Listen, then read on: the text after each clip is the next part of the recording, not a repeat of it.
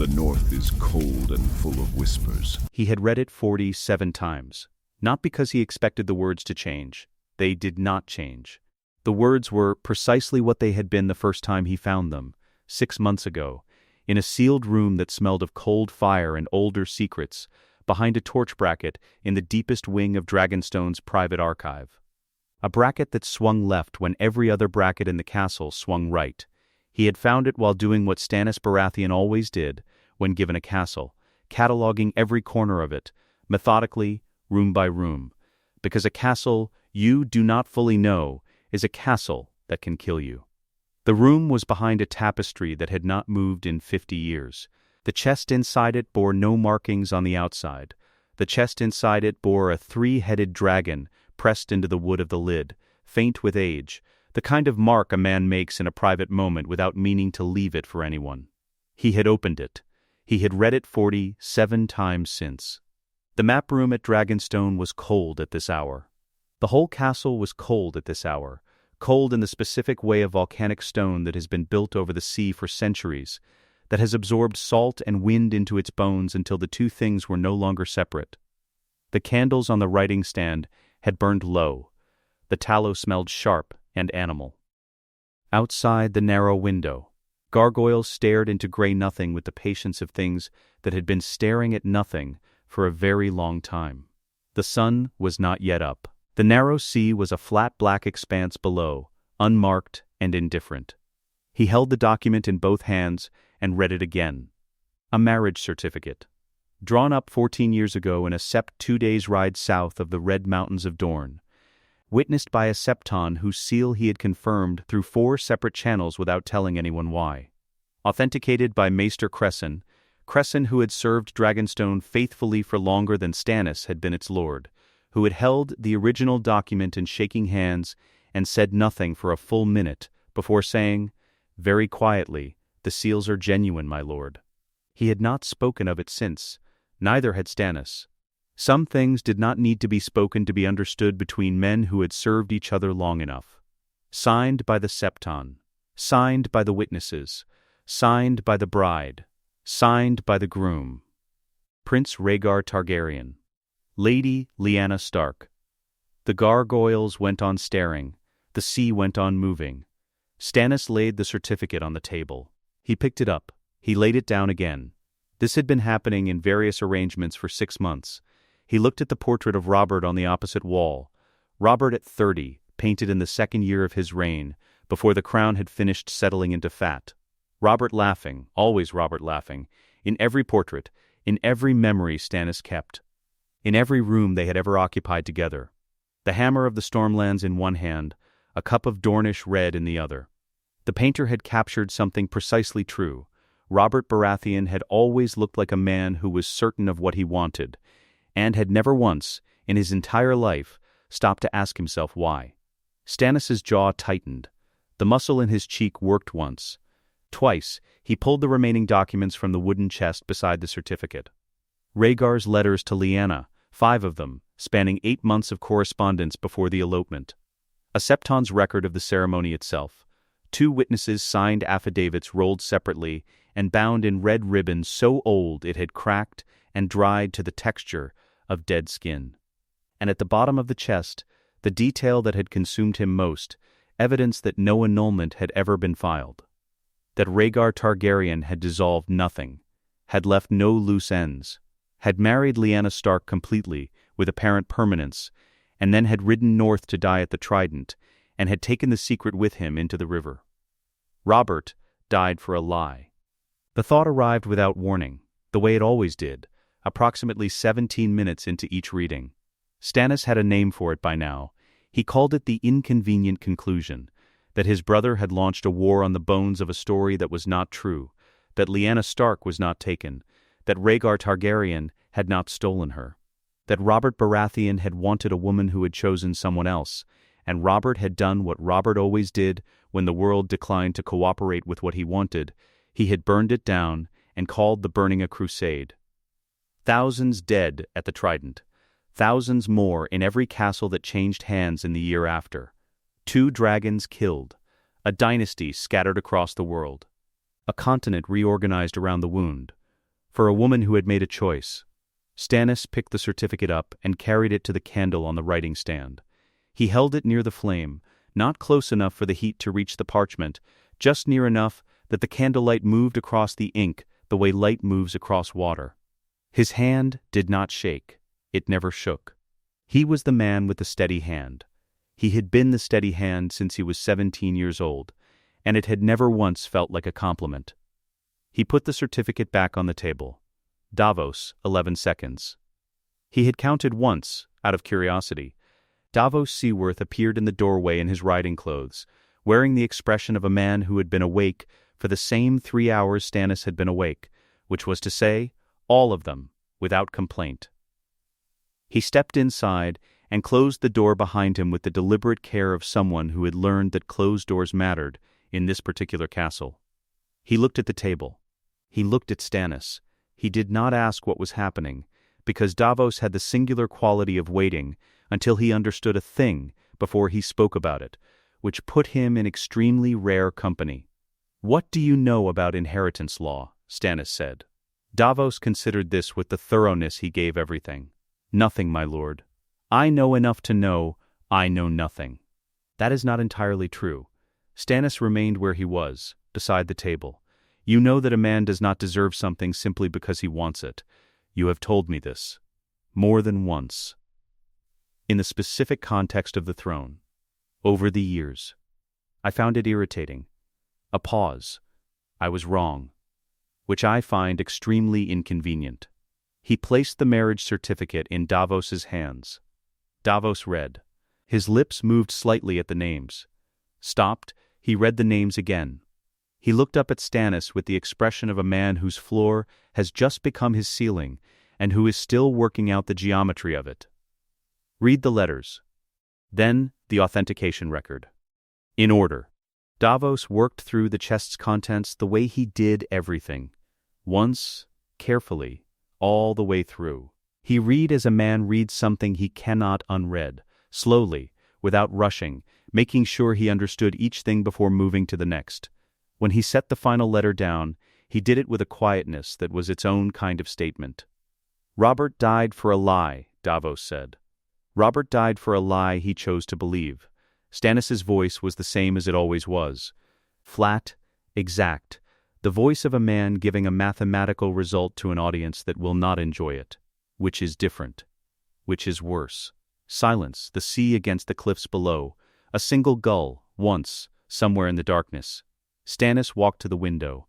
Blackwater Bay spread below him. Still, dark, a fishing boat's lantern moving slow and small across the black water far beneath. The eastern sky was beginning to shift, not light yet, but the suggestion of it, the place where darkness starts to doubt itself. Then, as he watched, the first red line appeared at the horizon. The color of old wax, the color of Targaryen seals, which he had been staring at for 6 months and had not yet grown used to. He stood, very still.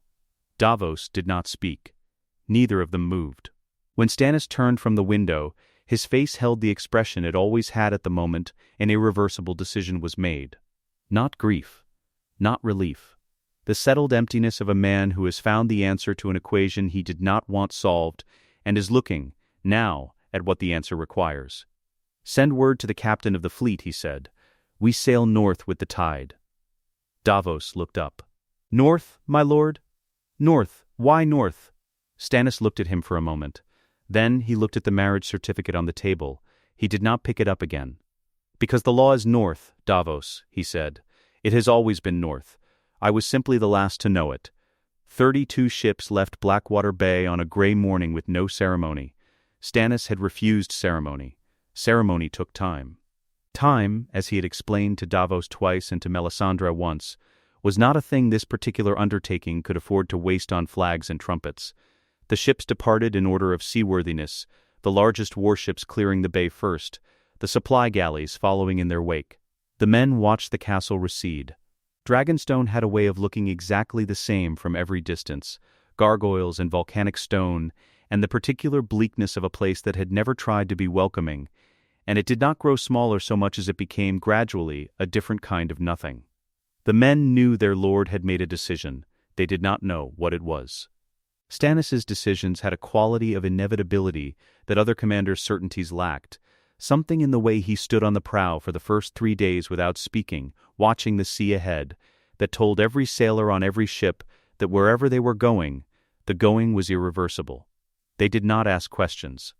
Men who sailed for Stannis Baratheon had over the years learned the particular economy of serving a lord who told you what you needed to know and nothing else, and had made their peace with it. The storms found them north of Cape Wrath, on the 3rd day. A nor'easter. The sky went the color of a bruise across the whole of the northern horizon in the hour before it hit. And then, it hit. And the fleet scattered across 6 miles of churning gray water with the deliberate destructiveness of something that had never heard of consequence. The flagship rolled, the sailors scrambled, lines snapped with sounds like cracking bone. A mast on one of the smaller supply galleys came down sideways and took a section of railing with it into the sea. Stannis stayed on deck. This was what the men spoke about afterward, in the way men speak about the things that define a commander, not his battlefield decisions, not his tactical arrangements, but the small, particular moments when a man's character was visible without the armoring of rank or circumstance. Their lord stood on the prow of the flagship in the middle of the worst storm any of them had seen in 3 years of northern patrols, and he looked at the water ahead of him with the expression he always wore, flat, attentive, entirely unmoved. As if the storm were another item on a list he was working through, and had simply not reached its conclusion yet. Davos was at the helm. He was cursing, quietly and continuously, in the specific register of a former smuggler who had once navigated the stepstones in a fishing boat and believed, on some foundational level, that competent profanity was as important as competent seamanship. He managed the helm and the fear of the men simultaneously, which were not entirely different tasks, and kept his eyes on Stannis's back when his eyes were not on the water, because watching Stannis stay still in the storm seemed to settle the men more than anything he could say. When the worst of it passed, Stannis turned. "Are we damaged?" 3 ships took on water. Davos wiped salt from his face. "No men lost." "Good." Stannis looked north again. Continue. The 2nd week found them in the upper narrow sea, past the Bay of Crabs, the temperature dropping by measurable degrees with each dawn. The rigging stiffened in the night cold. Spray froze on the rails and had to be chipped away each morning before the oarsmen could take their positions. The men wore everything they owned. The sea changed color, darkening from the deep navy of the narrow sea proper to something almost black at its edges, with a quality to it that was less like water and more like the memory of water, the way a very old grief differs from a fresh one. Melisandre stood at the prow each night. She had done this since they left Dragonstone. Stood at the foremost point of the ship with a small iron bowl before her, coals banked in it, fire small but deliberate against the sea wind. She read the flames the way men read letters, carefully, with full attention, returning to passages she had not yet resolved. Stannis left her to it. The fire readings were her domain, not his. He trusted the law. She trusted the fire. The 2 arrangements had coexisted for 3 years without significant friction. On the 14th night, she saw something she was not expecting. She did not cry out. She did not move.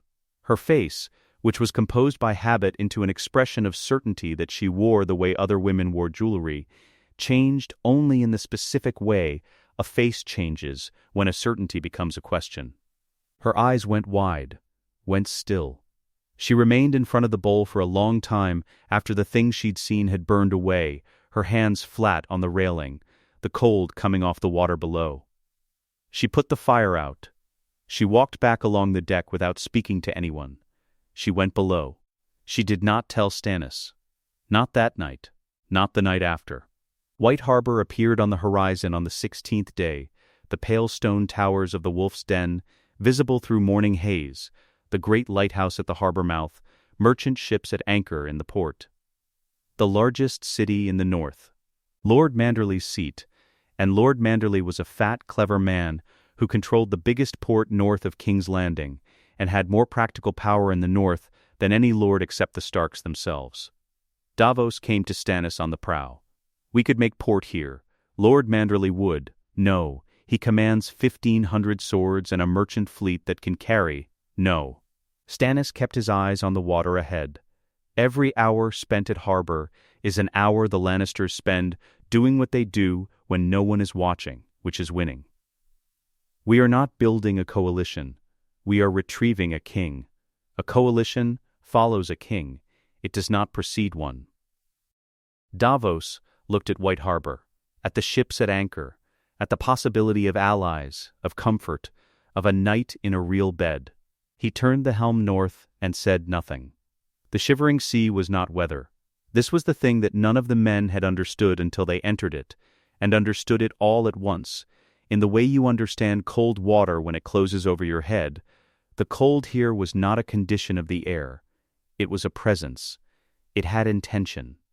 It pressed against the hull of the ship, gathered around the masts, settled into the lungs on the intake of breath, and declined to leave entirely on the exhale. The frost came each night now, regardless of wind. The oarsmen's hands bled where the cold had worked through their calluses to the skin beneath, and the blood froze before it reached their wrists, and they rowed anyway. Because the alternative was to stop. On the 21st day, a sailor fell from the forecastle rigging. He did not call out. The rigging was ice, and his hand slipped, and he was gone, and in the water before any sound could serve any purpose. A boat went out. Oars hit the black water. The man had been under the surface for 2.5 minutes when they reached the point where he had gone in. And 2.5 minutes in the shivering sea in late autumn was not a duration from which men returned. They found him face down, already still. They brought him back to the ship. They laid him on the deck. Stannis walked from the prow to where the body lay. He removed his cloak, wool and oilskin, a lord's cloak, the best warmth on the ship, and folded it with the deliberateness of a man doing a thing he intended to do completely. He laid it over the body, tucked it at the edges. The gesture took perhaps 20 seconds, and was performed with the total absence of drama of a man who had simply decided this was the correct thing to do and was doing it. He looked at the assembled men, who had gone very quiet. His name was Alton, Stannis said. He was from Massey's Hook. He had been sailing 12 years. He looked down at the body once more. Then he looked at the sea. We will say the words. Then we will commit him properly. Then we will continue. They said the words. They committed him. They continued. The garrison commander, Cotter Pike, had served on the wall for 11 years without seeing 32 warships appear simultaneously from the morning fog, and the sight of them reorganized his priorities considerably. His first act was private and accomplished before he reached the battlements. His second was to send for a raven to Castle Black. The raven never left. Stannis's outriders had already surrounded the rookery on approach. Pike appeared on the gate parapet. He was a compact, weathered man, scarred along the jaw, with the eyes of someone accustomed to information arriving in forms that required immediate decisions. He looked at the fleet. He looked at the Baratheon stag on the lead ship's banner. He called down, "My Lord Stannis." "Open the gate," Stannis said. "I'll want to see a decree." Stannis handed one up without speaking, sealed with the Baratheon stag in black wax, the ink inside precise and formal. Pike read it twice. He read the relevant line a third time. He was quiet for a moment, the quiet of a man closing a door on everything he thought he knew about the shape of the world. He opened the gate. Both of them. Stannis rode out of Eastwatch at dawn, 30 knights behind him, west along the base of the wall toward Castle Black. The wall rose to his left, 700 feet of ancient ice in the early light, enormous and indifferent and older than every house in Westeros combined, older than the throne he had spent 15 years believing was his by right. It did not care about Baratheons. It did not care about Targaryens. It would be there after every king who had ever looked at it was dust. He did not look at it for long. He looked at the road ahead. The wall had stood for 8,000 years. It had guarded the realm through 100 kings. One more would not trouble it. Moat Cailin was not a castle in any serious sense of the word. It had been won once 8,000 years ago, or 10,000, depending on which maester you asked, and how much you trusted the counting of years that had passed before anyone had thought to write them down. What remained of that original fortification was 3 towers and a section of curtain wall and the stones that connected them. First men worked so old that the distinction between the structure and the earth it sat on had, over the centuries, ceased to be meaningful. The neck had been absorbing Moat Cailin back into itself for longer than the Starks had been lords of the north, and it was winning. The ground around it was standing water and reed beds, and the particular cold mud of a place that had been swamp before men arrived and intended to be swamp after they left. The air smelled of wet earth and dead vegetation, and the low, still cold of a place that never quite received enough sunlight to dry out. It was the worst possible location for a military council. It was the only location that made strategic sense for what this council needed to be, the point where the road south entered the neck and the road north emerged from it, the place that controlled the passage between kingdoms, the place where armies had been stopped and turned back and broken for 8,000 years because whoever held it held the throat of the continent. Whatever happened in those 3 surviving towers on this particular morning would happen at the exact hinge point between the north and everything south of it. Jon had understood this when he agreed on the location. He suspected some of the lords who were coming understood it too. He arrived an hour before anyone else. Robb came early. He rode in from the north with his bannermen at a distance, close enough to be seen, far enough to give his brother the hour he had clearly needed, and dismounted at the outer edge of the causeway and came forward alone, which Jon saw from the tower window and which told him everything about where Robb's head was. He came down the stairs and through the outer door, and they met in the middle of the causeway with the swamp on both sides and the gray sky above and no audience. Robb looked at him. He had changed in the months since Castle Black, not aged exactly, but weighted differently, the way a young man looks when responsibility has found him before he finished growing into himself. He was wearing his armor. He had ridden to war, which Jon had known and had not been able to think about without a specific cold feeling that was different from the cold of the neck. He was alive. He was standing here. Robb said, "Your Grace," and went to one knee on the causeway stones. Jon reached down and took his arm and pulled him back up before the knee fully connected. "Don't," he said. "Not yet. Not until this is done." Robb looked at him. A beat in which neither of them said anything, because what needed to be said had been accumulating for months across ravens and riders and the distance of a continent, and the accumulation was too large for the first moment of the same space. Then Jon said, "Hello, Robb." Robb said, "Hello, Jon." They held each other the way brothers hold each other when they are not generally the kind of men who say what they mean aloud, fiercely, briefly, with the specific quality of an embrace that is doing the work of several months of unsaid things. Jon felt the solidity of his brother in his arms, and thought about all the ways this morning could have produced a different answer. All the ways the road south had offered alternatives to this outcome that were worse, and he held on for exactly as long as he could afford to hold on. Then they let go. They straightened. They became, again, men with a purpose. Ghost had come through the door behind Jon and stood at the causeway's edge, watching Robb with the calm, yellow-eyed attention he gave everything. Robb looked at the wolf for a moment. The wolf looked back. "He's bigger," Robb said. "He was always going to be bigger." They walked inside. The lords arrived over the following hour. The largest of Moat Cailin's 3 towers had a ground floor that could hold 30 men without requiring any of them to stand unreasonably close to each other, which was the minimum requirement for a council of northern lords, who had strong feelings about personal space and stronger feelings about precedence. Rough benches had been arranged around a makeshift table, a door laid across 2 barrels, which Stannis had examined on arrival with the expression of a man noting a logistical deficiency and then deciding it was not the moment to address it. The Great Jon arrived first, which surprised no one, because the Great Jon always arrived first to anything that might require a large man to establish his presence early. He filled the doorway briefly. He looked around the room. He looked at Stannis, then at Jon, then at Ghost, who was sitting in the corner with the specific quality of stillness that made him look less like a wolf and more like a weather system in the shape of a wolf. The Great Jon looked at Ghost for a moment longer than he looked at anyone else. Roose Bolton came in quietly, the way he did everything. The arrival of a man who preferred to be in a room before anyone had registered the entering of it.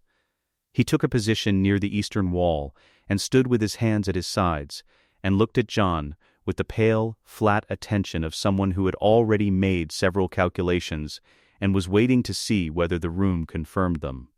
Rickard Karstark. Maggie Mormont, Lady of Bear Island, who had her mother's eyes and her own jaw. The Tallhearts. The Cerwyns. Stannis on Jon's right, upright and still.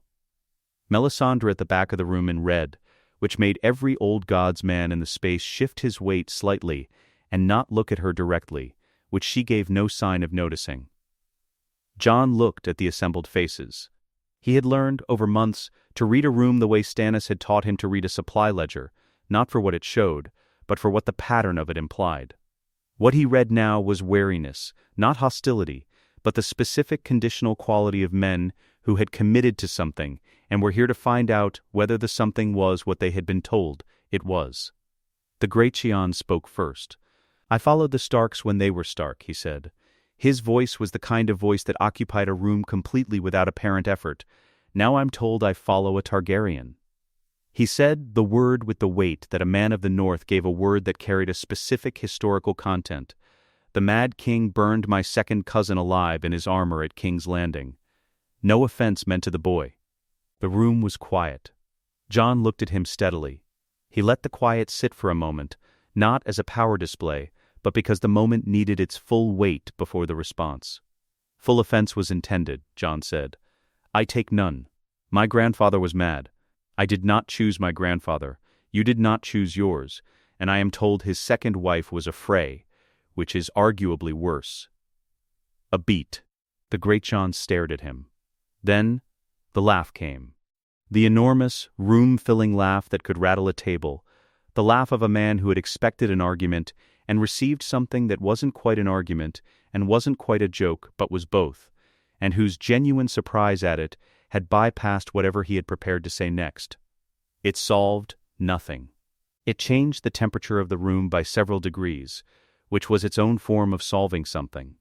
Stannis presented the documents. He walked through the legal chain with the patient, precise delivery of a man who had explained things to resistant audiences for his entire adult life, and had, through iteration, stripped the explanation down to its irreducible minimum. No embellishment. No rhetoric, just the sequence of facts from the marriage certificate to its legal conclusion, laid out with the relentlessness of a mathematical proof. Several lords looked at the certificate. Several looked at the letters. Mage Mormont read the Septon's witnessing record twice, with the focused attention of a woman who had spent years ensuring that no one mistook her for someone who could be managed by the presentation of formal documents without their content being examined. No one refuted it. The room was full of men who could find political objections, personal objections, historical objections. None of them produced a legal one, because there was no legal one, which was precisely what Stannis had spent 3 weeks being certain of before he stood in any room and said so. When he finished, the silence had a different quality than the silence before. Robb stood. He did not look at the Great Jon. He did not look at Roose Bolton or the Tallhearts or anyone else in the room whose opinion he might have been addressing. He looked at Jon, the way you look at the only fixed point in a room that is still resolving its own arrangement. "I have known Jon Snow since before I can remember," he said. His voice was level and young and completely certain, which was its own kind of authority. "I have known him every day of my life. I know what he is, not what the documents say he is, not what the law says he is, what he is." He paused. "If anyone born in this world can be trusted with what we are about to give him, it is him." He went to one knee. The stone floor of Moat Cailin received the sound of it. "I pledge the North to its king." Mage Mormont knelt. The movement was decisive, the movement of a woman who had made her decision before she came through the door and was executing it now that the moment had arrived. The Tallhearts. The Cerwyns. One by one, the sound of it filling the tower, knees on stone, the specific percussion of a room choosing something. The Great Jon stood for a long time. He stood and looked at Jon with the full force of his attention, which was considerable, the measuring look of a man who took 8,000 years of the North's survival as a personal responsibility and was not going to discharge that responsibility carelessly. Jon held his gaze. He did not look away. He did not speak, because speaking would have been the wrong instrument for this particular moment, and he had learned enough, by now, to know the difference. The Great Jon's knee hit the stone. The sound of it was the largest sound in the room. Then there was one man standing. Roose Bolton knelt last, and he knelt softly, with the careful, controlled quality of a man performing an action he had already fully decided on, with no wasted motion and no feeling visible in the execution of it. It was the most correct kneeling in the room. It was the most correct kneeling Jon had seen. It was, for a reason Jon filed without yet being able to name, the one that settled in his stomach the way the others did not. He looked at Bolton for a moment. Bolton looked back with pale, placid eyes. Jon looked at the room. At all of them, kneeling, pledged, the Northern Lords and Stannis and Davos, and the red figure at the back who had not knelt, and had not been asked to, and was watching Jon with the fire reading intensity she brought to everything that mattered to her. He wanted to tell them to stand up and go home. He straightened his spine instead, the deliberate straightening that Stannis had demonstrated, through months of example rather than instruction, was not a performance of confidence, but the physical management of the thing itself. He looked at his brother kneeling on the stone floor of Moat Cailin, and thought about all the years of Castle Black and cold corridors, and the particular loneliness of being the one who did not belong, and he put it somewhere it would not interfere with what the next hour required. "Then let's end this quickly," he said, "so we can focus on the war that actually matters." No one asked what he meant. Several of them looked uncertain about the fact that they didn't know. Jon did not explain. There would be time for explanation when the explanation would be received by men who had already committed to the king giving it, rather than men who were still deciding whether the commitment was worth the cost. Ghost rose from the corner and came to Jon's side. The assembled lords looked at the wolf. The wolf looked back at the assembled lords with the calm, comprehensive attention of something that had been waiting for this particular room to finish its business. Outside, the neck went on being the neck, the swamp and the reeds and the cold still water, and the ancient stones that had been watching kingdoms rise and fall from this exact vantage point for longer than any kingdom had managed to sustain itself. It did not care about the council. It did not care about the king. It was still there. That was its answer to everything. 28,000 men moving south made a sound like weather. Not the sharp, organized noise of a parade, the deep, continuous sound of an enormous thing in motion, the grinding of cartwheels and the percussion of hooves, and the low collective voice of an army that had been marching for 7 days and had made its peace with the mud, which was everywhere. The next terrain did not care about the dignity of conquest. It produced mud democratically, in quantities that reached the fetlocks of the horses and the ankles of the infantry and the axles of the supply carts, with an impartiality that suggested it was not personal, merely thorough. Men wore it like a second uniform. They stopped commenting on it after day 3. Jon rode at the head of the column. He found this deeply uncomfortable, in the specific way he found anything deeply uncomfortable that placed him at the center of attention without him having done anything to earn that position yet. The column stretched behind him for 5 miles. He had measured it on day 2 by riding its length, a thing Stannis had watched without comment, and then said. That evening was both unnecessary and indicative of exactly the right instinct. Jon had not been sure whether this was a compliment. With Stannis, you were rarely sure. Ghost moved beside the horse, not quite close enough to unsettle the animal, which had taken 3 days to stop being unsettled by the wolf, and now seemed to regard him as a structural feature of the march. Like the banner or the supply train. The wolf's paws were mud-dark to the knee. He did not seem to mind. Stannis rode at Jon's right shoulder. He had been there every morning since the march began, and the quality of his presence, the uprightness, the steadiness, the complete absence of complaint at any condition, had a way of communicating something without being spoken. This is what command looks like from the outside. Now, you are the outside. On the 7th day, a supply cart broke an axle on a route hidden beneath 3 inches of standing water, and the column halted. The cart went sideways slowly, the way large things fall, with a kind of inevitability that made watching it feel useless, the load of grain sacks shifting and then tipping, and then the whole structure simply deciding to stop being upright. The driver jumped clear. The oxen pulled in two different directions. 3 men ran forward to stabilize the load and were not entirely successful. The column stopped. "How long do we carry supply?" Stannis said. Jon thought about what he knew. 30 days. We left with 30 days of supply. We are 7 days into a march of approximately 43 days to King's Landing at our current rate. A pause. You see the problem. Jon did the arithmetic in his head. We'll need to source more on the road. Yes, how? Forage from the Riverlands. Stannis said nothing. He looked at the bare trees. Jon heard himself say it before he finished thinking it. The Riverlands have been burning under Lannister raids for months. The small folk are already starving. He stopped. Foraging means taking from people who have nothing left to take. Which makes you, Stannis said, exactly what the Lannisters are. Except with a better claim. He waited. So, how do you feed 28,000 men without becoming what you are fighting against? Jon worked through it the way Stannis had shown him to work through anything, from the resource backward to the solution. Dragonstone's treasury, funds available. White Harbor's port, sea resupply was possible, riders could be sent ahead. Fair price, paid for grain rather than grain taken. The small folk would sell to a king who paid. They had been selling under threat for months. Selling under terms would feel like something close to relief. It took him 4 minutes to reach it. Correct, Stannis said, when Jon had finished. He turned back toward the road, where the cart was being righted with a great deal of effort and noise. I would have reached that answer in 90 seconds. Jon looked at him. I'll be faster. Stannis, almost, the ghost of something at the corner of his mouth, see that you are. On the 14th day, a Lannister scouting party found them. It was not a significant engagement.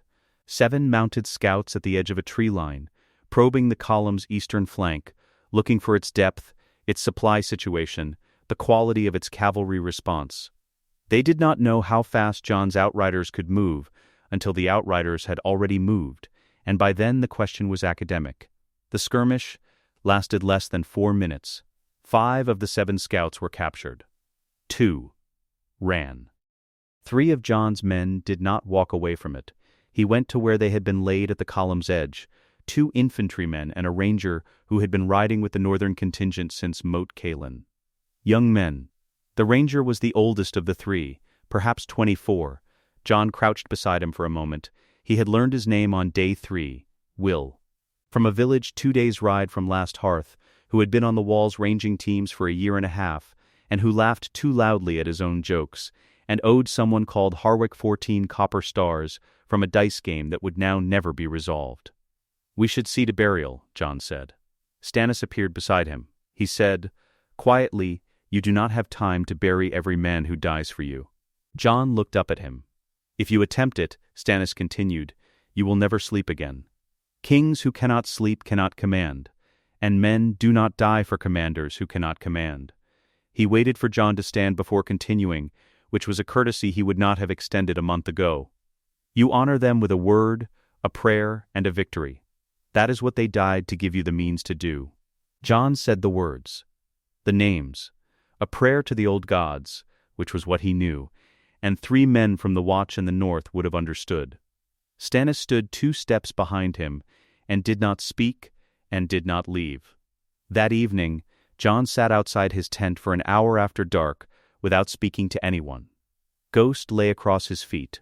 Stannis saw it from across the camp, and noted the cost of it in Jon's face the following morning, the specific, settled quality of someone who has absorbed a loss and put it somewhere it will not interfere with what needs to be done.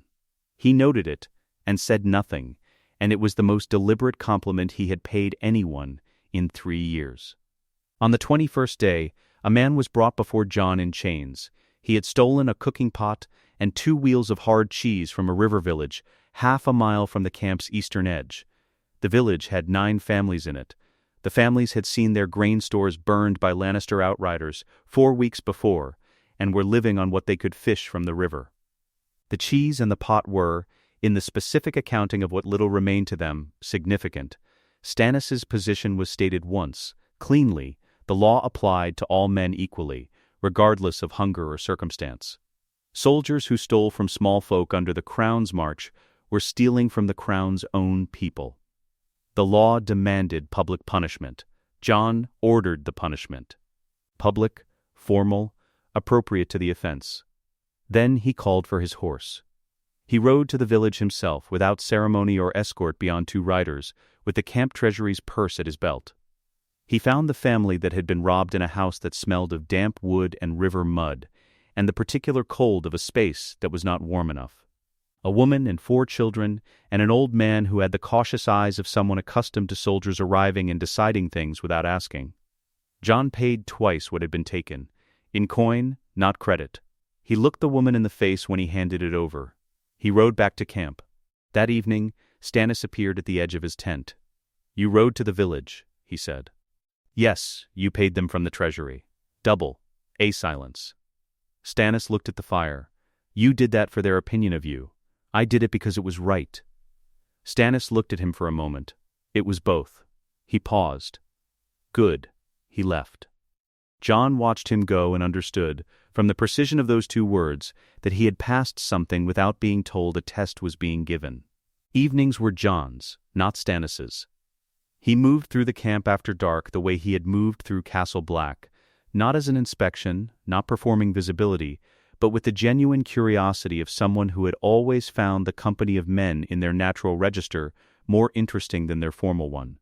He learned names the way he had always learned names, by asking, and then by remembering, which was a simpler combination than most lords seemed to manage. He knew the name of the Greatjon's youngest nephew, who had never been south of Moat Cailin and was managing his discomfort with everything south of Moat Cailin with persistent attempts at humor. He knew which of Stannis's Dragonstone men were struggling in the cold, because the cold at Dragonstone was a different animal than the cold of the March, and struggled quietly with it because they were too proud to say so to the northern men. He sat at 3 different fires in one evening and said almost nothing at any of them. Just sat. The men around him talked the way men talk when the most dangerous person in the room has decided to listen instead of speak. Stannis saw this.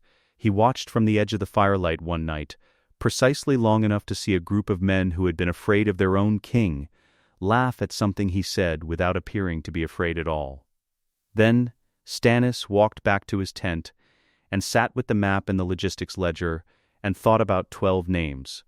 12 names he had not known before this march, which he had learned by listening to Jon address men in the mornings, and thought about the fact that he had never once, in 34 years, made a deliberate effort to learn a soldier's name.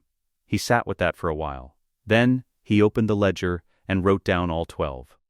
Melisandre found Jon alone at the column's head on the evening of the 24th day, when the last of the neck had given way to the first hard ground of the Riverlands, and the burned villages had begun, visible from the road, black ribs of timber against the gray sky, the smell of old fire in the cold air. She appeared beside him without announcing herself, in the way she had. The red robes in the dark made her look like a fire that had learned to walk. The Lord of Light sends his champions no path that is not both necessary and cruel, she said. Jon looked at her steadily. Is that meant to comfort me? No, her eyes on the burned horizon. It is meant to prepare you. She walked back along the column and said nothing further. That night, for the first time in 3 years of Stannis Baratheon, she prayed facing south rather than north. Facing south, toward King's Landing. Toward the seat of a king who had not yet been crowned. Stannis noticed. He said nothing. He was learning, very slowly and at considerable cost to his nature, that some things were not improved by being spoken. On the 28th day, the army reached the edge of the Riverlands proper, and the column stopped on a low rise to look south. The land spread flat and wide beneath them, river country, good farmland in better years, now marked with the black signatures of systematic burning. Smoke columns in 3 directions, a village a mile south, still sending gray threads into the pale sky from something that had been burning for days. Every fire was a statement of power from men who had confused power with ownership. Jon looked at it for a long time. He looked at the extent of it. He counted the smoke columns with the systematic attention of a man who had begun, without deciding to count things the way Stannis counted things. He looked at Stannis beside him. Then let's put them out, he said. Stannis said nothing. He was already composing the order of march. The intelligence arrived in pieces, the way the most important information always arrived, not as a clear declaration, but as a pattern that only became visible when you laid the pieces side by side and looked at the shape of the absence between them. The first piece, a chandler's assistant from the Street of Steel, passed through 2 intermediaries to a man in the Stormlands. Past to Davos on the road south. The City Watch had been keeping the riverfront clear of fishermen for 3 weeks, not raiding them, not conscripting them, simply removing them, quietly, at night, with a methodical thoroughness that had nothing to do with anything the Watch usually bothered itself with. The second piece, a Lannister man-at-arms who had surrendered at a river crossing near Hayford, and who, in exchange for his life and a horse, described a conversation he had overheard in the Red Keep's lower levels between 2 men in Lannister colors who had been carrying something heavy down a staircase and complaining about it. He did not know what they were carrying. He knew it smelled wrong. He knew the color of the light it gave off when one of them held a lantern too close to a leak in one of the containers. Green, the light, had been green. The third piece was Stannis himself, who had grown up at Dragonstone and had spent his childhood reading every record in the castle's library, which included very old Targaryen accounts of the preparations for sieges that had never needed to happen because no one had ever been fool enough to besiege a castle with dragons in it. He knew what green fire meant. He knew what was being prepared in the bay's approaches, and what it meant in the specific context of a fleet sailing up the Blackwater Rush toward a chain. He received the third piece on a Tuesday. By Thursday his battle plan had been entirely revised, and he had told no one why, because the revision was the answer, and the answer required execution, not discussion. The fleet departed its staging position in the bay's outer reach 2 hours before dawn. Stannis was at the prow of the flagship. Behind him 30 ships moved in the darkness, with their running lights shuttered, which was the most dangerous way to sail in formation, and the only way to sail if you did not want King's Landing's harbor watch to know you were coming until you were already there. The men were quiet. They had been told what they were sailing into, which was the kind of information that produced either panic or a specific focused silence, and Stannis had cultivated, over years, a crew that produced the latter. 12 ships moved ahead of the main fleet. Smaller, faster, skeleton crews, volunteers, all of them, paid triple rate. Which Stannis had announced without sentiment and without asking for it to be considered brave, because it was commerce and bravery simultaneously, and pretending it was only one thing would have been insulting to everyone involved. The 12 ships were loaded with oil-soaked timber in their holds and oakum on their decks, and every combustible thing a ship could carry while still technically remaining a ship. They moved fast, and they moved first. Davos watched them go from the flagship's prow. He said nothing for a long time. Then, if the intelligence is wrong, the intelligence is not wrong, Stannis said. You can't know that. I know the shape of it. I know where the information came from, and what it cost the people who gave it to us. A man who surrenders his freedom and his allegiance for a horse does not also manufacture a detail about the color of a light source. He watched the 12 ships ahead, dark shapes growing smaller in the darkness ahead. The intelligence is not wrong. Davos was quiet again. On the Blackwater ahead, the 12 ships moved toward the mouth of the Blackwater Rush. The explosion, when it came, was not loud first. It was visible first. Green, the color of nothing natural, too bright, too clean, the color of something that had been made rather than found.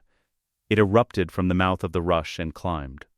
And the chain's detonation caught 3 of the 12 fireships broadside and sent burning debris across 200 yards of water, and the sound arrived a second later, the way sound always arrives from a great distance, having taken its time getting there while the light ran ahead. Men on the flagship's deck made sounds. Stannis made no sound. He watched the green fire climb and fall, and watched the main chain that stretched across the rush's mouth hanging loose and open, its mechanism spent, its purpose exhausted on ships that had already been burning. Now, Stannis said. The fleet advanced. Robb Stark reached the King's Gate from the north at the same hour the fleet entered Blackwater Bay, which was not an accident.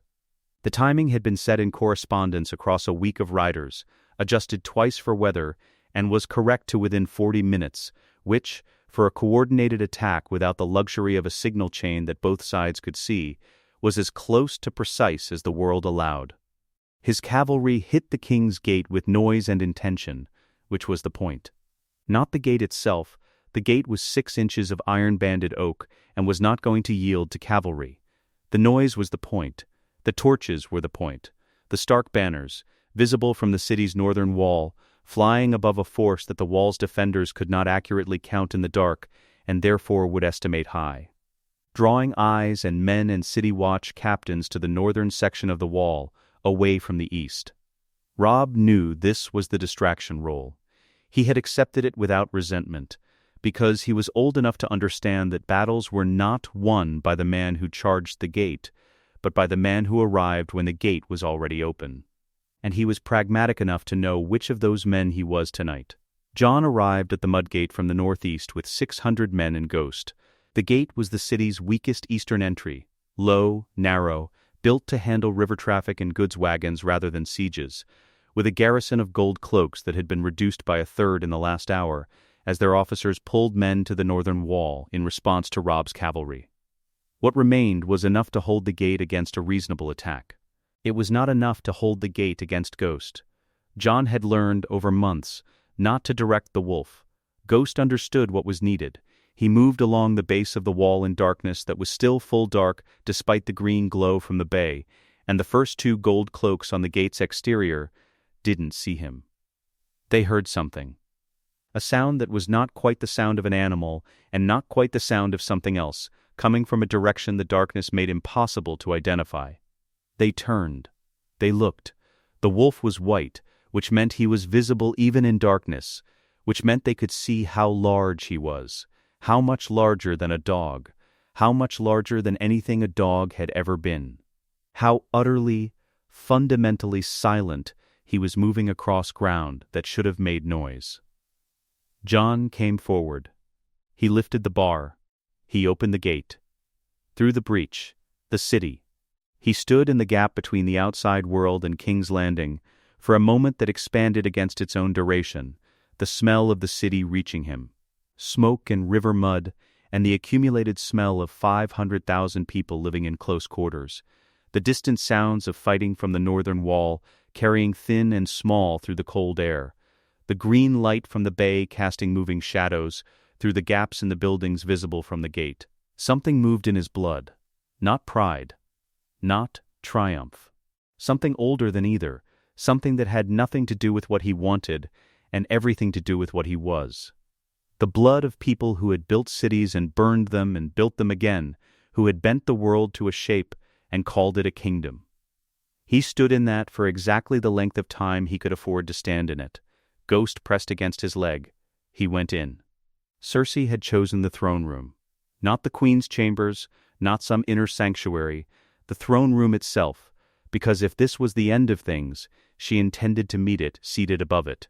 The ladies of the court had been gathered on the benches below, white-faced and silent, some of them clutching each other's hands with the specific grip of women who have understood what Sir Ilyn Payne's presence in this room actually meant. He stood near the dais with his greatsword. He had not spoken since he arrived, which was not unusual for a man with no tongue. But the quality of his silence tonight had a different weight to it, the attentive stillness of a man waiting for a command rather than simply standing guard. Cersei held a small vial, dark glass, stoppered with wax. She had prepared it herself, with the specific care of a woman who understood that preparation was the only form of power that could not be taken from you by men with armies. If the walls fell tonight, the vial solved the problem quickly and entirely. Sir Ilyn's sword was there for the rest of them, who had not had the foresight or the privilege to prepare their own solutions. Tyrion came through the side entrance at the 3rd hour, still in armor, blood dried dark on his forearm from the sortie at the king's gate. He looked at the room, at Sir Ilyn, at the ladies, at the throne, at the vial in Cersei's hand. He looked at all of it in one sweep, the way a man takes inventory of a disaster before deciding what can still be salvaged. He looked back at Cersei. "Put it away," he said. "The Mudgate has fallen." Her voice was steady, which cost nothing because she had decided, somewhere in the past hour, to stop spending herself on things that cost. "Our brother is in the Riverlands. The fleet is burning in the bay." She turned the vial in her fingers. Name me one move. Every move that remains, Tyrion said, crossing the room without looking at Sir Elin, requires you to be alive to make it. He reached the foot of the dais and looked up at her. Dead, you are a martyr for a cause that is already lost. Captured, you are a hostage. A hostage has value. A martyr has a funeral and then is forgotten. He will put us in cages. Perhaps, but you have survived worse constraints than cages, and you know it. He kept his eyes on hers, steady and unsentimental in the specific way that was genuinely Tyrion rather than performed. This is not the last move. It is only the worst night. A long silence. The candles on the walls, Sir Ilin's stillness, the distant, muffled sounds of a city changing hands room by room, somewhere beyond the throne room's heavy doors. Cersei looked at the vial. Then she set it on the armrest of the Iron Throne and did not drink from it. She did not put it away. It sat between them on the chair's scarred metal, a fact that both of them noted and neither named. Because naming it would have required acknowledging the full shape of what the night had become, and neither of them were prepared to do that yet. She looked straight ahead. Outside, King's Landing continued the process of becoming something other than what it had been. The throne room's candles burned without caring which king they burned for. Stannis stood at the prow of the flagship at first light. Blackwater Bay spread before him, the green fire reduced now to scattered patches on the water, dying slowly, the way such things die, not all at once, but in diminishing increments, growing smaller and further apart until the last of it guttered against a wave, and was gone. The Baratheon stag flew from the first captured tower of the eastern wall, black against the pale sky. Davos stood beside him. They watched the city in the early light, smoke, the sounds of order replacing the sounds of chaos, the flag on the wall not moving in the still air. "We've done it, my lord," Davos said. Stannis looked at the tower, at the flag, at the city that had, for one night, been the most difficult place in the world, and was now simply a place that had been won. "He has done it," Stannis said. "We were the distraction." He said it without bitterness, and without relief, and without any feeling that required naming. He said it because it was true, and truth was the only currency he had ever respected. Even when the truth was that the war he had spent 15 years fighting had been won by a 17-year-old who hadn't wanted to fight it. He watched the flag. The city breathed beneath it, enormous and indifferent and full of the morning, like every city after every battle, already forgetting the noise, already becoming itself again, already moving toward whatever came next. The city held its breath. That was what it felt like, moving through the streets of King's Landing in the hour after the fighting stopped, the specific held quality of a place that had not yet decided what it was, that had been one thing yesterday and was something else today, and had not yet received word on what the difference meant for the people who lived in it. Shutters closed. Doors barred from inside. A cat crossing the street of steel, unhurried, indifferent to conquest. A child's face at a second-floor window, watching the column pass below with the wide, unafraid interest of someone too young to know that armies arriving at dawn were a thing to be afraid of. Jon did not ride to the Red Keep first. This was the decision that Stannis had anticipated and had not attempted to countermand, because he understood, by now, the hierarchy of what Jon moved toward when the path was not dictated by military necessity. The Red Keep could wait. The Iron Throne could wait. Every political arrangement that needed to be made, every lord who needed to bend the knee, every decree that needed to be written. All of it could wait for the length of time it took to descend to the black cells and open a specific door. He went with 2 knights and Ghost, which was more than enough. The gold cloaks on duty in the lower levels of the keep had heard, in the preceding hour, a comprehensive summary of everything that had happened since the sun went down. They were not men of rigid political conviction. They were men who wanted, in the specific accounting of what the next hour might produce, to survive it. When Jon appeared in the corridor, with the wolf moving soundless at his side, they stepped away from the door without being asked, which was the wisest decision any of them made that morning. The lock was heavy, old iron, well-maintained despite its depth in the keep. Someone had been taking care of it, which said something specific and grim about how regularly it was used. Jon worked it with the keys taken from the duty guard, and pushed the door open and went inside. The cell was low-ceilinged and cold and smelled of stone, and the specific dry staleness of air that had been breathed too many times. There was a cot and a bucket and a small window set so high in the wall that it served primarily as a reminder that light existed somewhere, without providing it in any meaningful quantity. Ned Stark sat on the edge of the cot. He was thinner than Jon had ever seen him. Weeks in the black cells did to a man's body what they were designed to do, which was reduce him by increments until whatever remained could be presented as evidence of something. He was bearded in a way Jon had never seen, gray coming through the dark along his jaw. His hands were on his knees. He did not look like a man who had been broken. He looked like a man who had been waiting, with the specific quality of patience that was not hope and was not despair but something more durable than either. He looked up when Jon came in. He did not look surprised.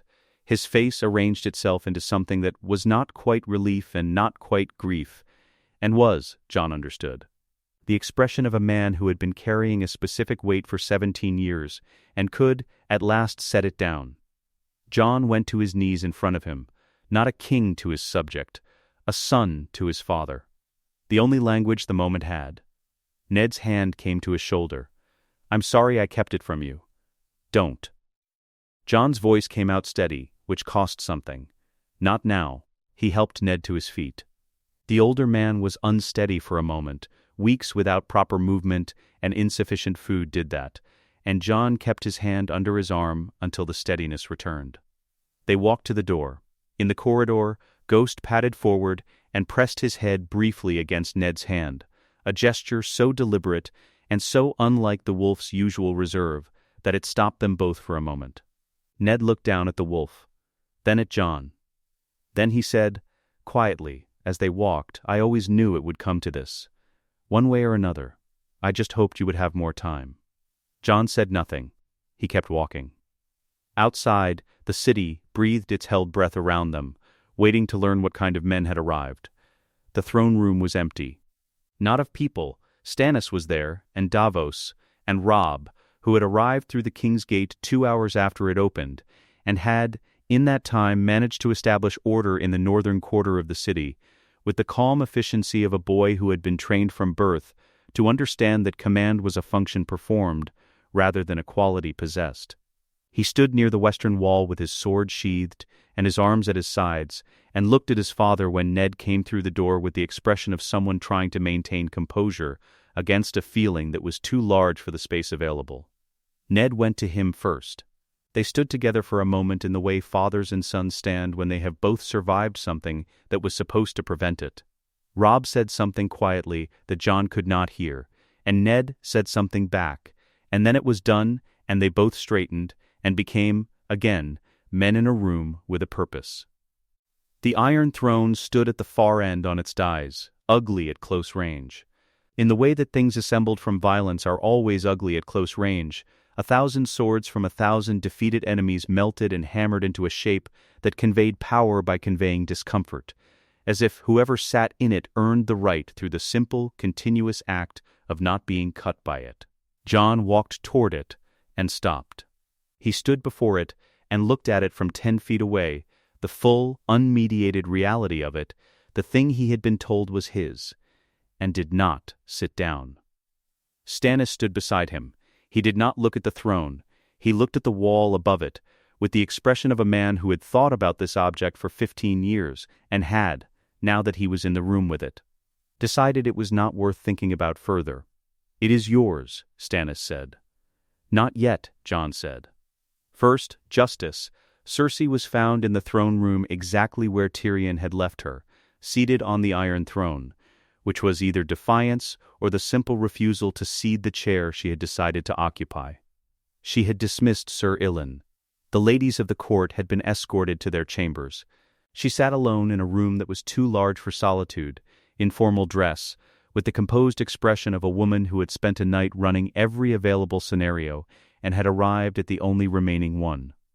Joffrey stood at the base of the dais. He was 16 years old, and he was white-faced with a terror he was projecting, badly, as contempt.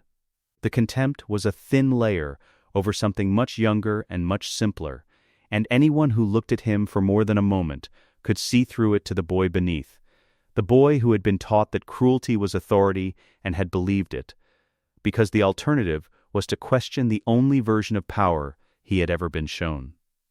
Cersei looked at Jon when he came through the door. She performed no terror. She had either resolved it before he arrived or stored it somewhere inaccessible through an act of will that was, whatever else she was, genuinely impressive. She looked at him the way she looked at everything, with the measuring, assessing attention of a woman who was always calculating the distance between herself and the nearest lever. "You are a lie," she said. "A walking lie. My son is the king." Jon looked at her. He looked at Joffrey, the boy's jaw set. The contempt performance, up close, had the specific fragility of something that had never been tested against a person who simply didn't respond to it. Jon said nothing.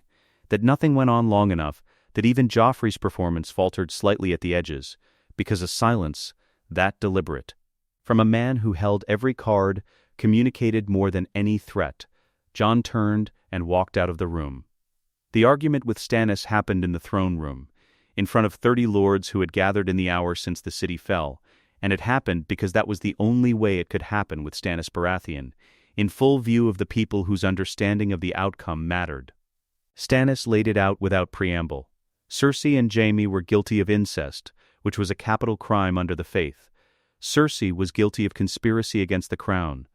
Joffrey was the product of that conspiracy, a bastard who had usurped the throne under a fraudulent claim. The law was clear. The law had a procedure. The procedure was execution. He said all of this in his normal voice, which was the same voice he used for everything, flat, exact, calibrated to the communication of information rather than the performance of authority, which was perhaps why it carried more authority than any voice in the room. Jon waited until he was finished. "Jaime Lannister is in the Riverlands," Jon said. "His case will be heard when he can be present." He looked at the assembled lords and then back at Stannis. "Cersei and Joffrey will be held in the Red Keep as prisoners of the crown. Their lives are not forfeit without trial. A full trial, with evidence presented, witnesses heard, and a judgment rendered." Stannis looked at him. "The law is clear on. The law is mine now." Jon said it without raising his voice, which was the correct register for it, not a challenge, not a performance, but a simple statement of the geometry of the room. "And I choose to apply it through trial. That is also the law." A long silence. "As you command, your grace." The first time. In front of 30 men. Stannis Baratheon's voice saying those 3 words. In the tone of a man paying a debt he had agreed to pay, and was paying completely, without reservation and without visible resentment, because reservations and resentments were private, and this was not a private moment. Jon looked at him. Stannis looked back. Something passed between them that had no language, and then they both turned back to the room. Ned watched all of it from near the western wall. He watched Jon manage Stannis, which was the more difficult management, and watched the way the lords read the exchange, and watched the specific quality of Jon's stillness during the silence with Cersei, which was the stillness of a man who had learned something very specific about power, that it was most visible when it was not deployed. When the room had cleared enough for conversation, he came to Jon's side. "You're better at this," Ned said, "than you should be, for someone who never wanted it." Jon looked at him. "I watched you, and I watched what happened to you when you were too good at it." Ned laughed. The exhausted, genuine, relieved laugh of a man who had spent weeks in the dark and was now in the light. "Fair enough," he said. Jon said, "You talked her down." Tyrion said nothing for a moment. A rumor travels fast. The duty guard on the door heard the conversation. He told his replacement. His replacement told Davos. Jon looked at him steadily. "I'm offering you a position on the council." Tyrion stared at him. "Master of coin. You know the treasury better than anyone left alive who isn't currently in a cell." A long pause. Tyrion looked at the table, then at Jon, then at something above Jon's head that was not actually there, but served as the space he used to organize thoughts that were moving quickly. Stannis hates this idea. Stannis hates most ideas immediately. He generally comes around to the correct ones. Tyrion looked at him for another moment. Then something in his face settled, not gratitude, which was a feeling he distrusted, but something more durable. Recognition, perhaps, the expression of a man who had been assessed by someone with no reason to assess him charitably, and had, unexpectedly, not been found wanting. "As my king commands," Tyrion said. Jon turned away. The first royal decree was written at a table in an ordinary room off the main corridor, not from the throne, a table covered in old correspondence and someone's abandoned cup of cold tea. 2 items, the release of all political prisoners still held in the city's cells, and payment of crown debts to every tradesman and small folk creditor the previous administration had ignored. Stannis wrote down every word. He was already, without being asked and without acknowledging it, learning to be a hand. The snow found them that evening, the first flurries of the season, settling on the battlements of the Red Keep with the patient intention of something that intended to stay. Jon stood at a window and watched it come down on the city. Not his city yet. Something he had been given custody of, which was a different thing, and more serious. He was thinking about the wall. He was always, underneath everything, thinking about the wall. The Gold Road West was a different kind of march. Not the mud of the neck, not the burned signatures of Lannister work across the Riverlands. The Gold Road was what a road looked like when the family that built it also owned the gold mines that funded its maintenance and the soldiers who enforced its order. Smooth stone. Drainage channels that worked. Milestones at proper intervals, each one carved with the Lannister lion in the specific confident style of people who had never seriously considered the possibility that their roads might one day carry someone else's army. Jon looked at the milestones as they passed them. He said nothing about them. He filed them. Before the column left King's Landing, he had issued 3 orders to every captain in the combined host: no foraging without payment, no destruction of crops, livestock, or structures, no burning, not for warmth, not for discipline, not for the satisfaction of it. The Westerlands were not an enemy to be punished. They were a people who had been governed by a particular lord and would now be governed by a king. And the distinction between those 2 conditions was going to be made visible in the way his army moved through their country. Several captains had looked at him when he said this, with the expression men use when they are deciding whether to argue. He had looked back at them with the expression that ended that decision, and they had gone to relay the orders. Stannis had said nothing. By now, Stannis saying nothing at the end of a Jon decision meant something different than it had at the beginning of the march. It had started to mean correct. Kevan Lannister met them on the road 12 miles east of the rock. He came without banners, a man in his mid-50s on a gray horse, with a single knight beside him, carrying a white cloth. In the specific undefended posture of someone who had thought through every available option and arrived, without enthusiasm, at the only one that made sense. He was a compact, sensible man. He had spent his adult life serving Tywin's genius while managing Tywin's consequences, which required its own particular intelligence, and it showed in his face. The intelligence of a man who had been practical for so long that pragmatism had become a kind of integrity. He dismounted when Jon reached him. He went to one knee on the road without theater. He said, "The Westerlands yield your grace. I cannot speak for my brother. I can speak for myself and for the lords who ride with me." Jon looked at him for a moment. "Rise, Lord Kevan." He rose. He looked at Jon with the measuring quality of a man assessing a bridge before trusting his weight to it. Whatever he found, he kept to himself. He was escorted to the rear under honorable custody, which was the term that meant prisoner with better accommodations and the dignity of a man who had made the correct decision at the correct time. Stannis, watching from beside Jon, 11 Westerland lords in his party. 12, Jon said. Counting him, he rode on. Casterly Rock was not a castle. This was the first thing you understood when you saw it, that calling it a castle was the same category of error as calling the wall a fence. It was a mountain that had been improved. 300 feet of limestone cliff rising directly from the western sea, the original rock face tunneled and shaped and built upon across centuries until the structure and the stone were no longer meaningfully separate. The harbor at its base was accessible only through a passage cut through the rock itself, wide enough for galleys. Closed by an iron gate that had never been opened under duress. Stannis's fleet had rounded the cape 2 days prior. The gate was shut. The harbor was sealed. The sea access that had sustained Casterly Rock through every historical siege was, for the first time in its history, blocked by a fleet rather than protected by one. Jon looked up at the rock from the killing ground below the main gate. 20,000 men behind him, spreading across the approach in the ordered formations of an army that had been marching long enough to do it without being told. The walls above were manned, Lannister gold on every battlement, the lion in every standard, the particular atmosphere of a fortification that had never been taken, and had, over centuries, stopped believing it ever would be. A herald went forward. Returned, the terms as Jon had written them, safe conduct, a fair trial for documented crimes, Lannister lands and title preserved at a lordship beneath paramount level. The gold mines would remain Lannister gold mines. The family would survive. These were the terms of a king who was making a political argument with his generosity. The response came through Tywin's herald, a formal man, delivering formal words with the specific wooden quality of someone repeating something verbatim that they would not have chosen to repeat. My lord does not negotiate with bastards. Davos delivered it to Jon at the edge of the killing ground, word for word, with the expression of a man who has been asked to carry something unpleasant and has done so completely. He watched Jon's face.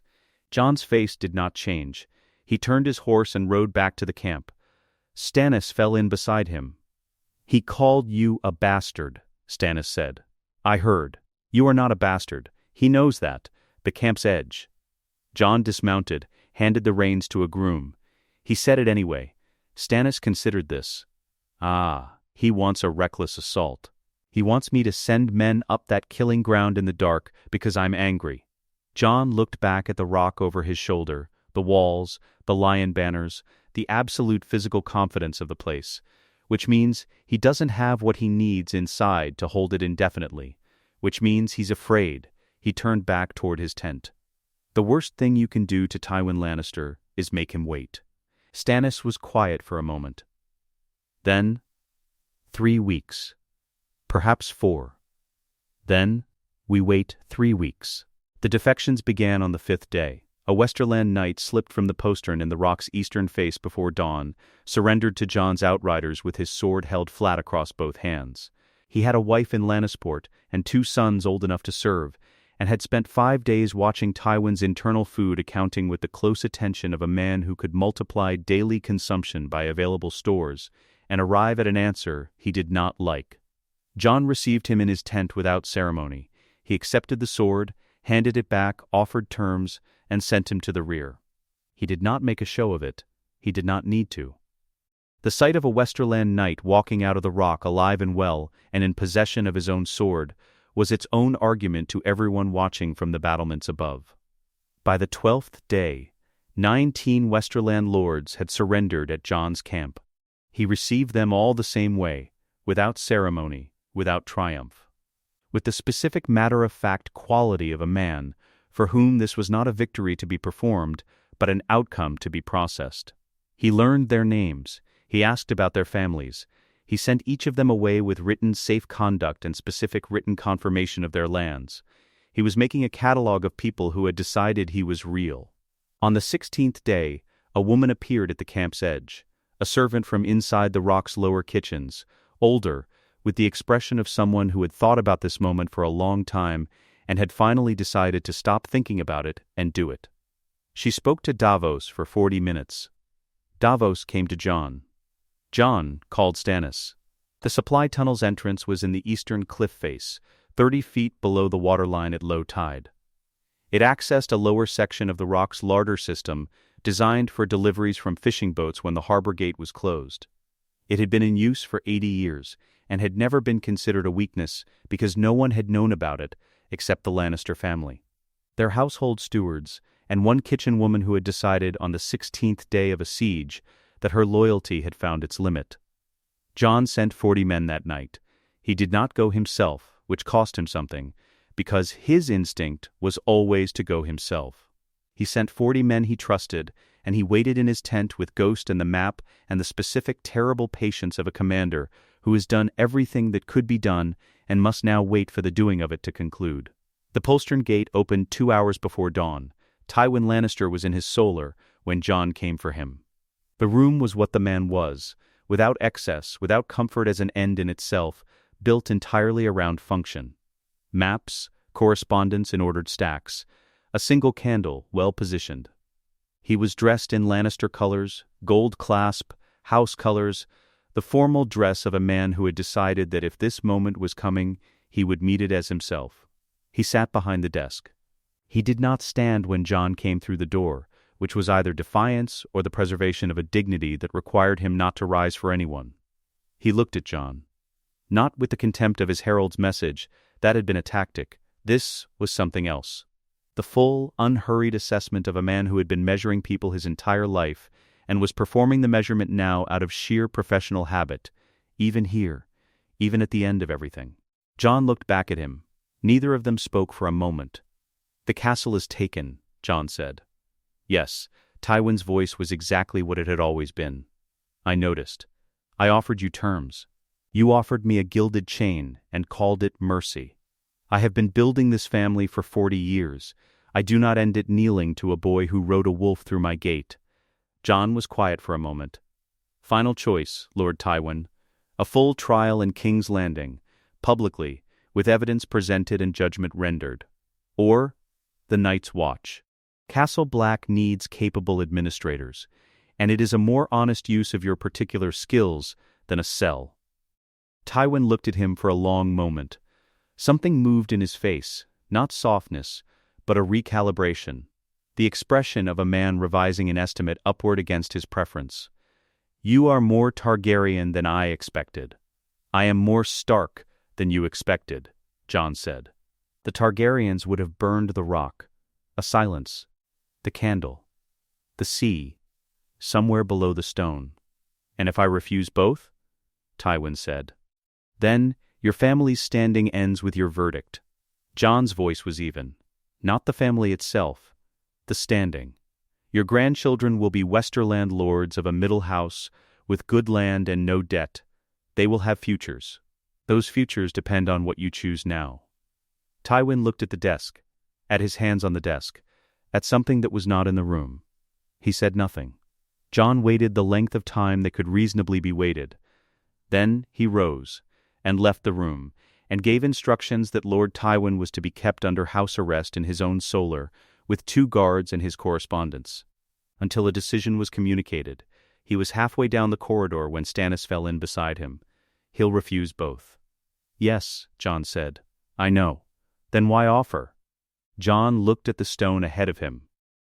"Because the offer had to be made. So that every lord in the Westerlands knows it was made." He walked. "Whatever comes next is on him. Not on us."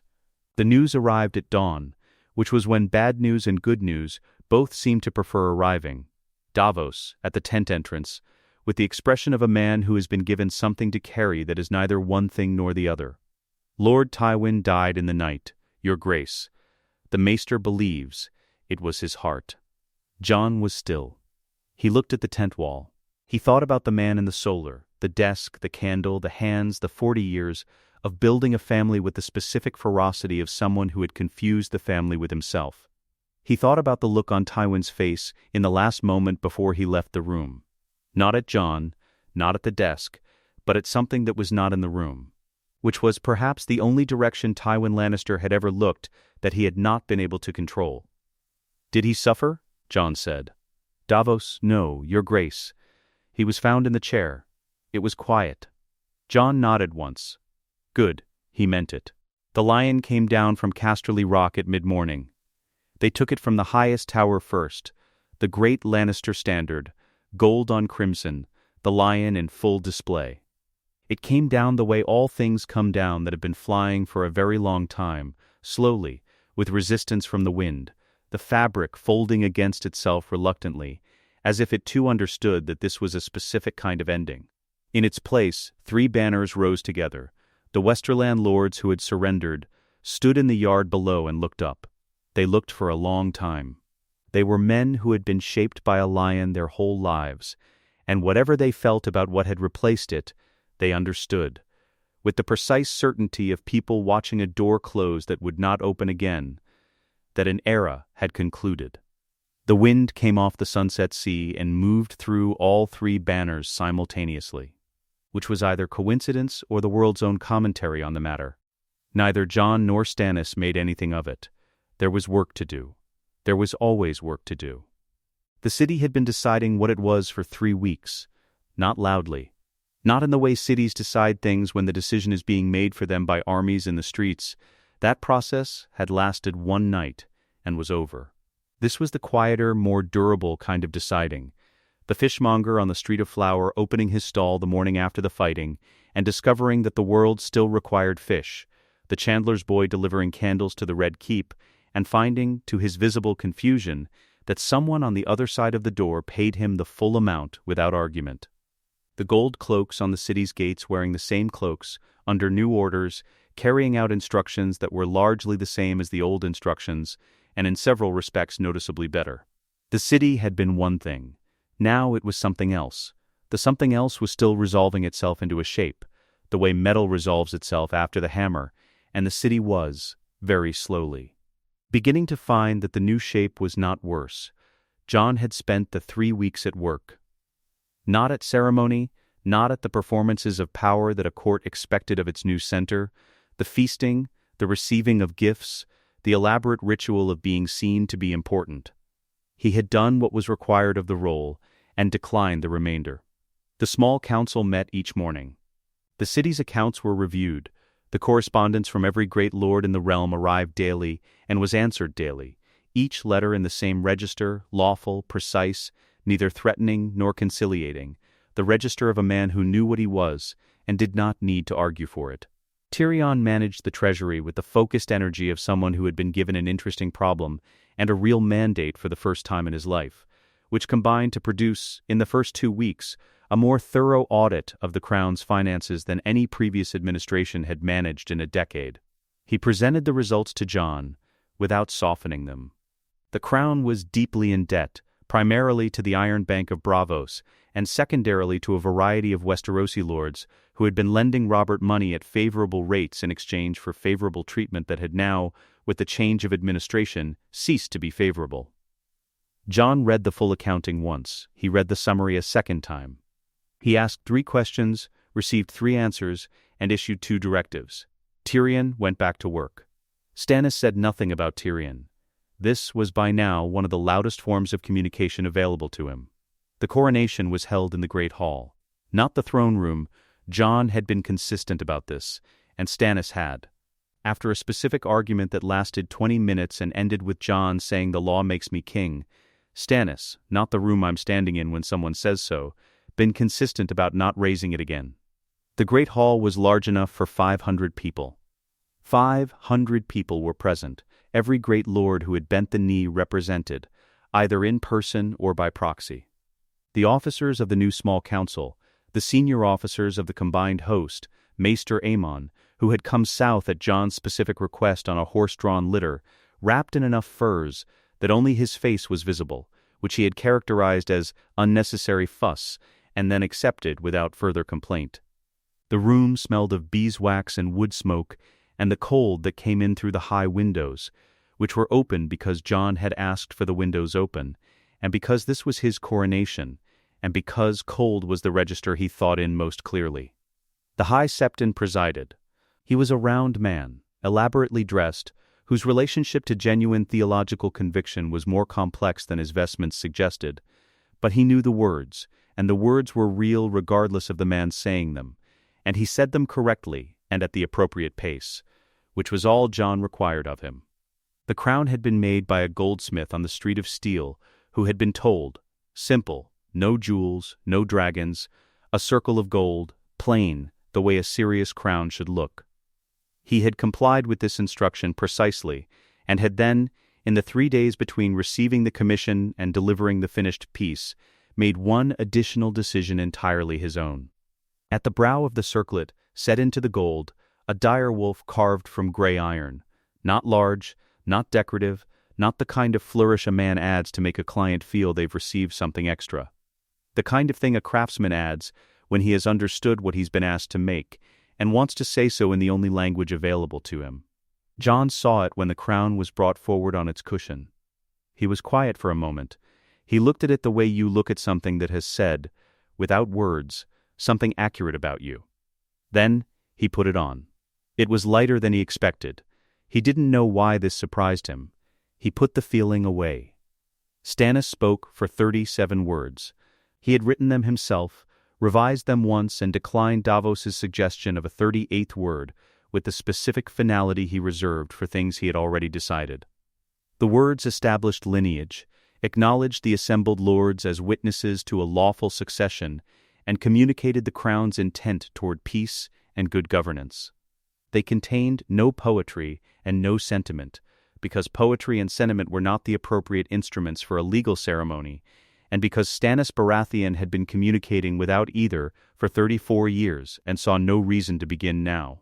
Every lord in the room understood, from the 37 words and the way they were delivered, that the new administration was going to be a particular kind of experience. Jon waited until the hall settled. Then he spoke. He spoke for longer than Stannis, which was not difficult, and shorter than anyone expected, which was deliberate.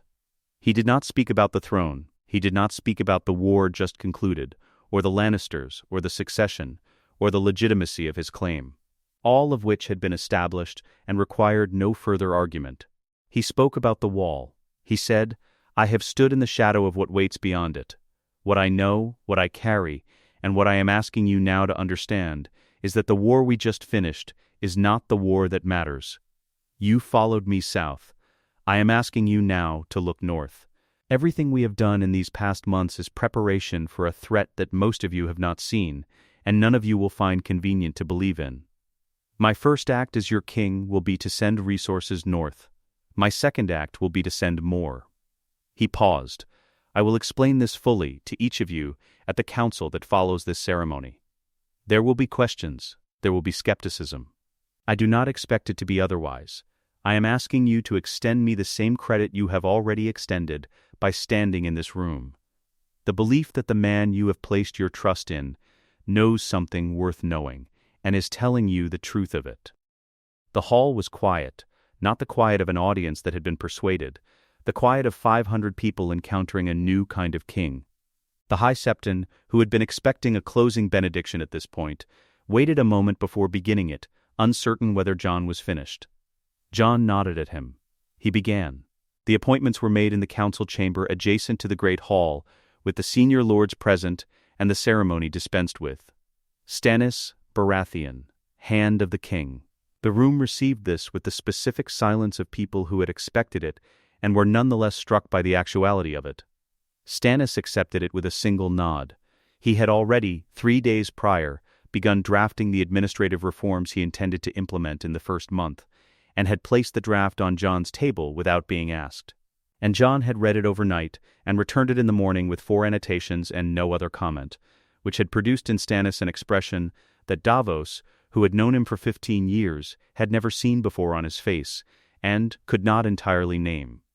Eddard Stark, Warden of the North and Lord of Winterfell, confirmed and reinstated. Ned accepted this in the way he accepted most things, quietly, with the expression of a man who had learned, at significant cost, that accepting a thing and wanting it were not required to be the same. Then he looked at Jon and said, privately, in a voice that did not carry to the assembled lords, "Come home, when this is done." Jon said, "I know." It was not a promise, and both of them understood it was the closest thing available to one. Robb Stark, Lord of Winterfell, in Ned's name, upon Ned's return north. He accepted it standing straight, with his hand on the pommel of his sword, in the unconscious way of someone whose identity was at its foundation a man of the North who carried steel, and whose king had just confirmed that this was still an appropriate thing to be. Tyrion Lannister, Master of Coin. Jon announced this last, which was the correct order, because Stannis' visible response to it required the ceremony to be nearly concluded before it occurred. Stannis' visible response was a single tightening of the jaw and the controlled release of breath through the nose. He said nothing. Jon did not look at him while announcing the appointment, because Jon had learned over the months which moments required looking at Stannis and which required allowing Stannis the privacy of his own reactions. Tyrion looked at Jon from across the table. He said nothing for a moment. Then, I'll need full access to the Iron Bank correspondence. You have it, Jon said. And the Lannister ledgers from the last 5 years. You have those too. Tyrion was quiet for another moment, in the manner of a man who was not accustomed to being given things without a condition attached, and was waiting for the condition. It did not come. He nodded once, and opened the ledger already on the table in front of him, and began reading. Because that was what Tyrion Lannister did when given permission to do the thing he was best at. The feasting lasted longer than Jon attended it. He stayed for the first hour and a half, which was the minimum required by the politics of the evening and the maximum he could manage before the specific exhaustion of being the center of a large room's attention accumulated past the point of productive concealment. He excused himself without ceremony, which was by now something his household had come to understand as simply the way he operated, and which several of the attending lords were beginning to retrospectively appreciate as a quality in a king, the absence of the need to be seen at all times, which had made Robert's court feel like a performance that never ended. He found Stannis at a window on the upper level of the Red Keep's eastern wing. This was not a surprise. When the room had been too much for Jon, it had, it appeared, also been too much for Stannis, and they had arrived independently at the same conclusion about where to be. The window faced north. They stood together in the quiet that had been comfortable between them since the neck, the silence of two men who had spent months communicating in logistics and law and had, somewhere in the doing of it, arrived at the simpler understanding that some company does not require sound to be company. The first snow of the season had begun. Not heavily. The thin, exploratory kind that arrives before the real snow, testing the air, settling on the battlements and the rooftops of the city below in a layer too thin to matter and too deliberate to ignore. It came through the open window on a wind that smelled, to Jon, like home, the specific cold that was northern rather than coastal, the cold that had nothing to do with the sea. He watched it fall on King's Landing and thought about the wall. After a long time, Stannis said, "You did it cleanly. We did it." A pause. Yes. The snow fell. Somewhere below in the great hall, the sound of the feast, voices, movement, the faraway warmth of a room full of people who had survived something and were, tentatively, beginning to believe the surviving was over. Jon listened to it and felt the distance between himself and it, which was not loneliness. It was something else. The particular quality of being a person who belonged to a responsibility rather than a place. "How long do you think we have?" Jon said. Stannis understood the question without explanation. He had been given enough, over weeks of conversation about the wall and what lay beyond it, to understand the specific weight of it. He considered. Long enough to prepare, if we begin now. Not long enough to be comfortable. Jon nodded. He watched the snow on the city below, on the rooftops of 500,000 people who did not know what was north of the wall, who had never had reason to care, who had spent their entire lives in the reasonable assumption that the wall was the answer to a question that no longer needed asking. He was thinking about how to change that without causing the specific kind of panic that prevented preparation. He was thinking about ravens to the citadel, and whether the maester's records on the long night were complete enough to be useful, and what the wall's current garrison strength actually was versus what it needed to be, and how many of the men who had marched south with him could be persuaded to march north again, and in what order those arguments needed to be made, and to whom. He was always, underneath everything, thinking about this. Stannis, quietly, more to the window than to Jon, the game is finished. Now the real war begins. Jon looked at him. You had that ready. Stannis, after a moment, I am nothing if not prepared. Something moved in Jon's face, not quite a smile, but the shape that appeared where a smile might go in a man who had not slept enough in 4 months and was carrying more weight than he had expected weight to feel like. He looked back at the window. At the snow. At the dark to the north where the city ended and the road began and the road led, eventually, after many miles of things that would need his attention, back to the wall. He turned from the window.